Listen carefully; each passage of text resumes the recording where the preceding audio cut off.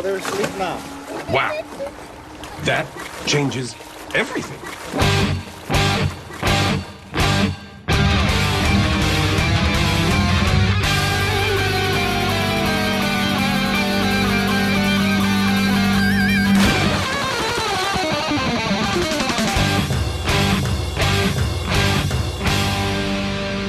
Welcome to the Mad Max Minute Presents Waterworld H2O Minutes at a Time. I'm Rick. And I'm Julia. And today we're talking about minutes 99 and 100, passing into the triple digits today. Woohoo! Those minutes begin with the mariner making a promise he'll unwittingly keep, and end with Enola piggybacking underwater. Helen asks at the top of this clip, "Is Dryland beautiful?" And the mariner responds by saying, "You'll see." Once again, getting Helen's hopes up. It's kind of awkward when you're starting to make a connection with people and then you remember, oh yeah, I lied to them days ago and I have no good way out of this lie. Well, crap. So he just puts it off longer. Delaying the inevitable. The funny part about this is that he is going to eventually show her what he considers Dryland to be, but by the end of the movie, she is going to see Dryland. Yeah, and he very much helps them get there. So it's all an accident that he's right. Yeah. I don't know if you necessarily get the same amount of credit for accidentally fulfilling a promise that you made in... I don't want to say made in bad faith. Oh no, he made it in bad faith. Okay. I would like to take this opportunity to talk about this idea of giving the mariner credit, because I have, up to the last few episodes, really disliked the mariner because his behavior was so poor towards Helen and Enola. And now that it's starting to turn, he's starting to make a connection. We're starting to understand him a little bit more. It's really easy right now to forget how horrible he was to them before, to give him credit for how he's behaving now. And I do give him credit for how he's behaving now because he did turn his behavior around. But he still is not done messing with them. Yeah, and he in no way, at least so far, apologizes or atones for his very abusive behavior prior to this. And just because your abuser starts being nice to you doesn't erase the abuse that they laid upon you earlier. You should still leave that person. Or at least seek reconciliation from them. Don't let them just get away with it. Right. He totally gets away with it. There is no, that I know of. Maybe I'm wrong, and we'll definitely see. But there is no atonement for his poor behavior. At the very least, an apology. Yeah. Not that hard. Understanding where he's coming from doesn't make it okay. Because if his behavior was less abusive towards them, I could see that. Like, yeah, we're starting to learn about his crappy past, so the way he's overprotective about his boat and he doesn't like people, yeah, I get that. But, he was just so bad to them. I'm not ready to forgive him for those things. Mm-hmm. He has not asked for forgiveness, therefore I do not grant it. That is very fair. Yep. Helen seems satisfied with the conversation, though.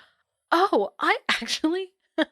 I didn't notice my first few watch-throughs of this clip how she walks away. Yeah, she has a sort of smile on her face and she stands up from the jib and she puts her hand on it and almost swings around it. It's very charming. It is very charming. It's very light. She's happy. I think she feels a little bit unburdened by this conversation with him. Plus, according to what she believes, they are going to see Dryland incredibly soon. Yes. Her hopes are way up. Way so high up. Helen walks away, and the mariner sits there thoughtfully for a few more moments. He's got this piece of paper/fabric in his hand. That Helen gave him. And he opens it up and looks at it. We get a good look at it. It's not the same drawing. It's not the same drawing. It's not the same drawing. The drawing that Helen took out of Enola's sleeping hand was of the mariner and Enola swimming together, which hasn't happened yet. This drawing here is of the three of them like a family. Mm-hmm. Standing hand in hand with the mariner, Enola, and Helen. Yes. Does this shake your clairvoyant theory? No. I mean, I always knew that the picture of the Mariner and Enola swimming, that was a production error. I think it was really an editing error. That scene, that moment was supposed to come after the swimming scene. So clearly it was an error. I was willing to use it to prove my point about a clairvoyant aspect to it, but I don't think it's necessary. I'm still open to the idea. I'm not 100%. Like, I'm not saying I believe that Enola is clairvoyant. I'm saying that it's a possibility that I like. This drawing does not break the continuity of the movie at all. And I'm a little bummed out that the version of the movie that we have doesn't use some sort of After Effect trickery to put this drawing over the scrap of fabric that we saw in that earlier shot. Yeah. It is effort that would have to go into it. Yeah, it's effort. But it would have been nice. The next shot we get is the Mariner sitting on the bowsprit, and he is silhouetted by the moonlight shining off the water. And it's not the first time we've had this shot, because there was a shot like this last week that we didn't mention. But these shots looking down at the water, they feel so different to me than the ones that are shot from a lower angle where you cannot see the moonlight reflecting off the water. These silhouette shots almost feel like they shot it during the day and just edited it to look like nighttime. Yes, I think they did. I grew up near the water. I have seen lots of ocean under moonlight. It doesn't look like this. There is not that much light. It's very spread out. The moon just doesn't have that much light available to shine off of the water. Now that you've said it, now that you've put it in my head, this is sunlight. Yeah, it looks weird. Yeah, they totally just did day for night. Actually, it looks like they just turned it black and white. Yeah. But we leave that shot behind. As we cut below deck, we see a box with a latch on it, and the Mariner uses his knife to flick it open and dig through it. I want to duck into the book at this point. The Mariner made sure the woman was asleep. He let her have the cockpit for night quarters, and ducked down into the recessed cabin of the main hull. He allowed the child to sleep in there, and she was curled up, soundly slumbering. Secure of his privacy, he opened a secret compartment along the wall and took out his most prized possessions, 3 dog-eared copies of a magazine called National Geographic. He knew how to read. His mother had taught him, the kindest human he'd ever known. So he pored over the sacred pages, not always understanding, but fascinated nonetheless by the articles. Global warming a reality, death of the rainforests, pollution spiral, those in a magazine from 1999. Our friend the atom, our marvelous freeways, exploring the reaches of space from 1953, and best of all, the most ancient from 1932, with his favorite article, his favorite pictures, up the Congo with gun and camera. One picture, however, haunted him. It clutched something in his chest and threatened the bittersweet joy he felt from the other photos. In a black and white photograph, a black native stood in pouring rain just outside a tent. In the tent, a white man, in an upside-down bowl of a helmet and short, childish pants, cooked a meal on a little stove. The caption read, "Pity the poor native guide who must stand in the rain while Professor Matthews enjoys all the benefits of a modern gas-burning aluminum camp stove." Outside, the sky rumbled. The rain was coming. He needed to put his precious magazines away and gather containers to catch the hydro. "Pity the poor native," he said softly to himself, and got on with it. First and foremost, I love the inclusion that it indeed rains, and he goes about collecting the water, because we don't get that. We don't. We got the promise that it was going to rain tonight, and then we get a lot of moonlight. So, yeah. I also appreciate that they stuck pretty closely to the image and the caption of the native man standing outside the tent, because it does give us a little bit more than what we get in the movie. It just kind of guides us as to what's going on in the Mariner's head. I think I got there anyways, that the Mariner, he does somewhat understand pity. And maybe he told Helen that he didn't because he's got such a negative connotation of the word pity from that image that he didn't want to know what it was. He didn't want to tell Helen that he understood vaguely the concept. And also, the concept of pity based on that picture is incredibly negative. Incredibly negative. Whereas pity, based on the etymology that you were speaking of last week, is born from compassion. It's born from empathy and feeling sorrow for other people's sorrow. And that's supposed to be a really good thing. And I think in our world, in our modern world, pity has also been twisted to be something degrading. Where you look down on You someone. look down on somebody. You pity them. Yeah. I interpreted this as the mariner didn't know what pity was because he specifically asks, what's pity, and not, what do you mean by pity? He's probably seen it in magazines like this and either had not heard it said aloud to him, so he didn't have that connection between hearing the word and reading the word. So I imagine that he came down here and he's rifling through his pages because he probably figures, oh, wait, pity, I've seen that before. I've seen it here. And then he's able to piece together the meaning of the word. And I appreciate that because he's not languishing in his ignorance. He's going to the materials that he has and he's finding out for himself what these things mean. Yeah, he just gained another aspect of a context clue. He had one angle where this native man is standing outside in the rain while the white man gets to be inside cooking warm food conveniently. So he's got this element of pity, but that maybe not necessarily isn't enough. So I think when he asked Helen what is pity, it kind of sounded to me a little bit defensive. Like, well, gosh, well, what do you mean by that? What is this thing that you have for me? In reality, he's like, oh, pity. I know that word. I don't know what it really means, but I've got a picture in my head that includes a person who is to be pitied. Yeah. So what does it mean? And it was a genuine question from him. Yeah. And she blew him off. If your only explanation for the word pity is a caption that says, pity this person standing in the rain because they're not in the tent. Yeah. Like, do what to this person? Right. Does pity mean give them an umbrella? I don't know. Right. And to somebody who lives his life outside and has the option of being outside or inside, lives most of his life outside, this question between being out in the rain and in under the tent doesn't mean the same to him as it does to us because we live our lives inside.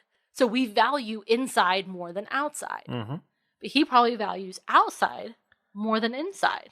So I looked up a little bit of information about National Geographic. The first issue of National Geographic magazine was published on September 22nd, 1888, 9 months after the society was founded. It was initially a scholarly journal sent to 165 charter members, and currently it reaches the hands of 40 million people each month.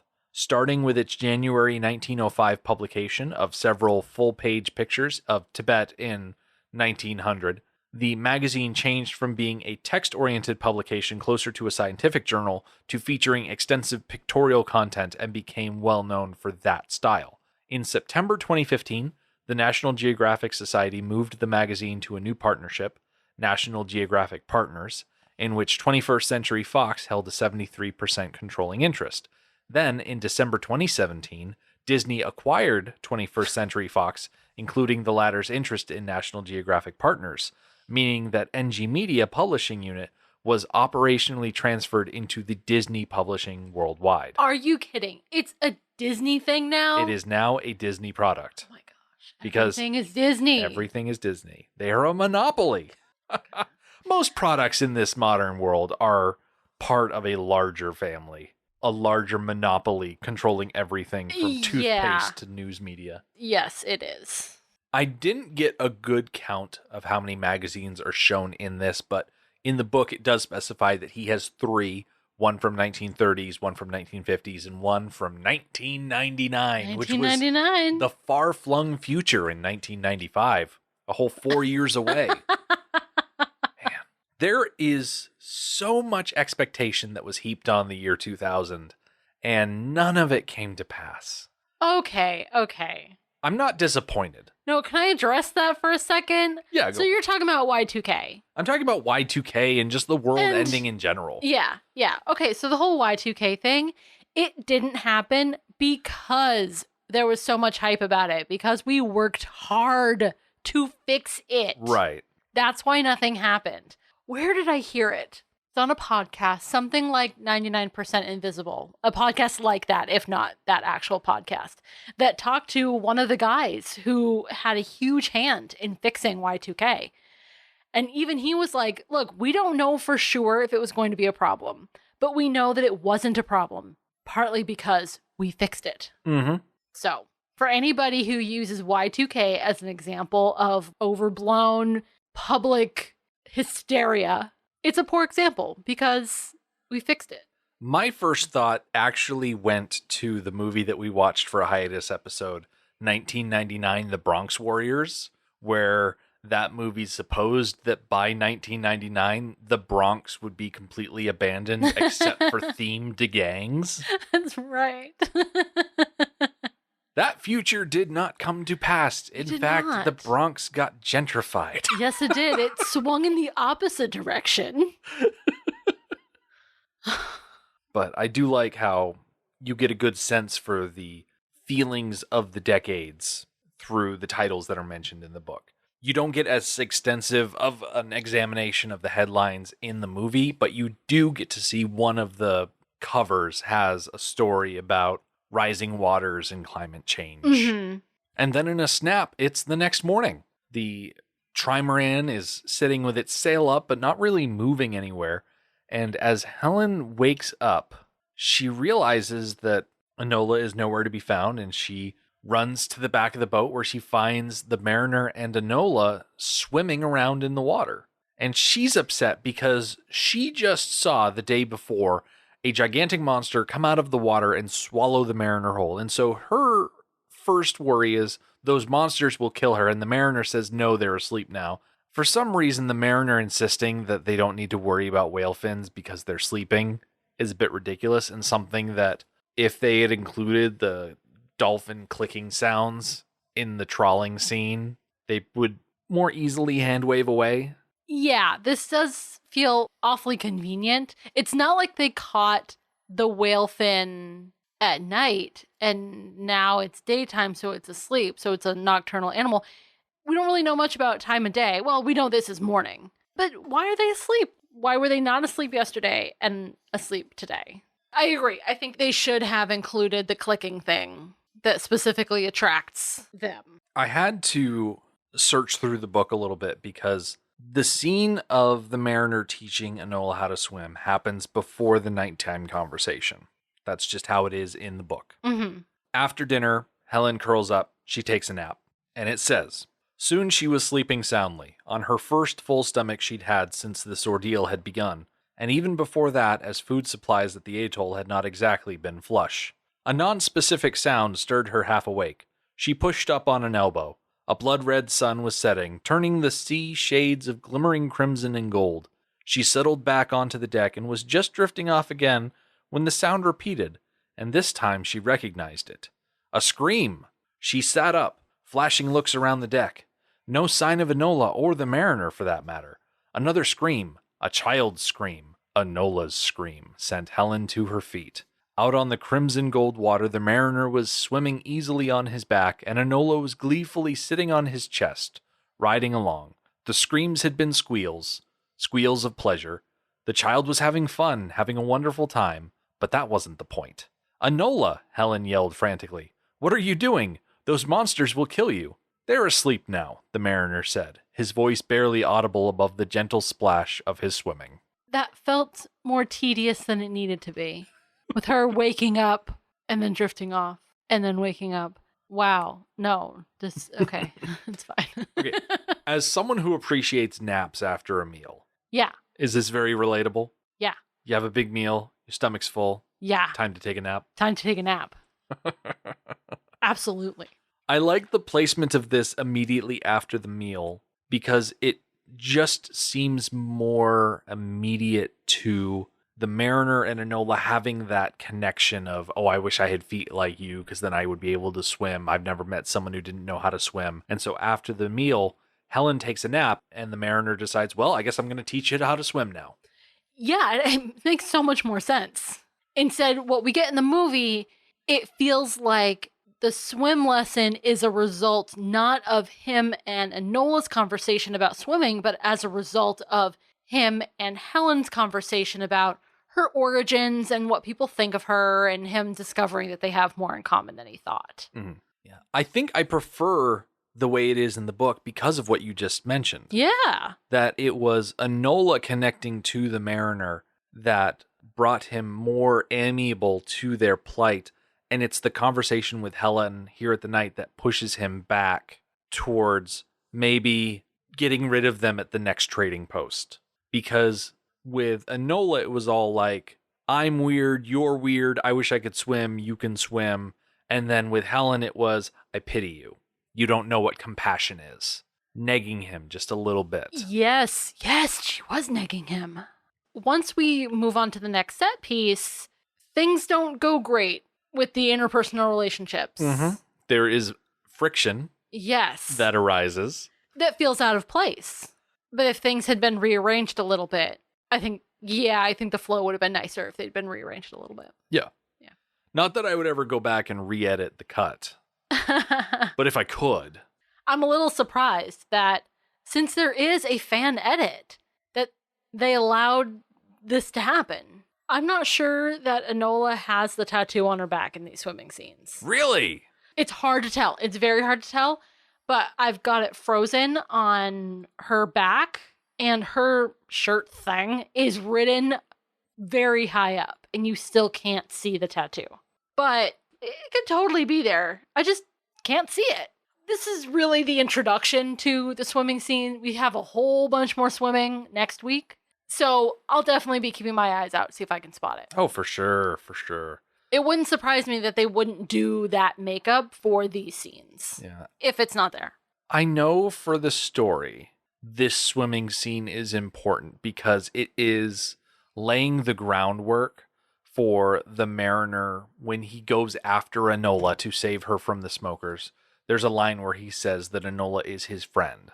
So this is laying the groundwork to justify that relationship. They are spending time together. He is teaching her about the world, and not just in a, you kids these days need to listen to the sound of the world. Like they're sharing an experience, some sort of common activity that they can look back on later on. And I understand the importance of it, and I appreciate the inclusion of it in this story. However, the way it is shot seems a little indulgent. Oh my gosh. It is. So we have over about a minute of our clip this week is the swimming scene. But there's so much more in next week's clip that we're going to talk about the swim lesson next week. Yeah. There's a solid 30 seconds where the Mariner instructs Enola where to put her hands, specifically around his neck so she doesn't like drift off or anywhere. And then for the rest of this clip, it's just them diving and Helen watching them swim around. Yep. So what do you make of the folksy wisdom of let the water tell your arms and legs how to move? Okay. Like, in your experience of being in water, have you ever let water tell your arms and legs how to move? I actually have once. We were swimming out on the outer shores of Cape Cod. Now, my ocean experience is generally with not open ocean. I grew up on Long Island Sound, so the waves are relatively small to non-existent out there. And then we would go up to Cape Cod, and again, the beaches that we would frequent weren't open ocean beaches. They were like facing Nantucket and Martha's Vineyard and whatnot. Anywho, so we go out to proper facing Europe, next land is that far, ocean. The waves were huge. They were huge, and you couldn't even get in the water because the undertow would just take you. And that's when I let the ocean tell my body what to do. And it was to flip me upside down and scrape me against the bottom of the ocean. That's what it told me to do.